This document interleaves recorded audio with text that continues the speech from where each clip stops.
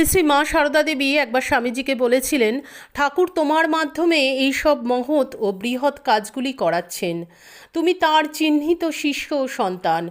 স্বামীজি সে কথা শুনে গভীর আবেগের সঙ্গে বলেছিলেন, মা, আমি তাঁরই বাণী প্রচার করতে চাই এবং সেজন্য যত সত্বর সম্ভব একটি স্থায়ী সংঘ স্থাপন করতে চাই। কিন্তু আমার দুঃখ হচ্ছে এই জন্যে, যত দ্রুত আমি করতে চাই তা পেরে উঠছি না। শ্রীমা তখন নিজেই স্নেহকোমল কণ্ঠে আশ্বাস দিয়ে বললেন, তার জন্যে তুমি কোনো ভাবনা করো না। তুমি যা করেছ আর যা করবে তা চিরকাল টিকে থাকবে।